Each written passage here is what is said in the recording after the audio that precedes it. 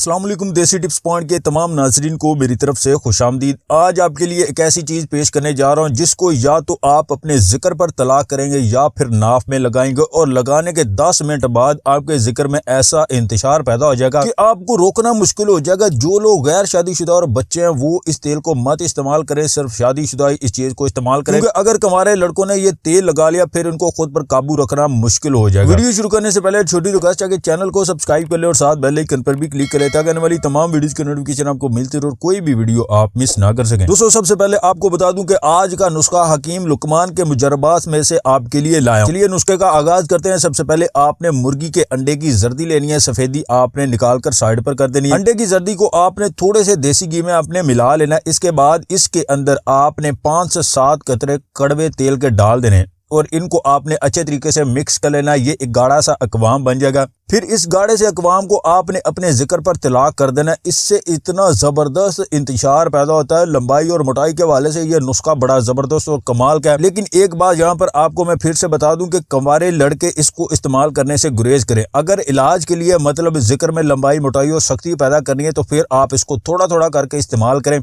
इंशाल्लाह बहुत जबरदस्त रिजल्ट आपको मिलेगा। उम्मीद करता हूँ कि आज की वीडियो आपको पसंद आई होगी। वीडियो पसंद आए तो इसे लाइक और शेयर जरूर कीजिएगा और मजीद वीडियोस हासिल करने के लिए हमारे इस चैनल को सब्सक्राइब कर लें।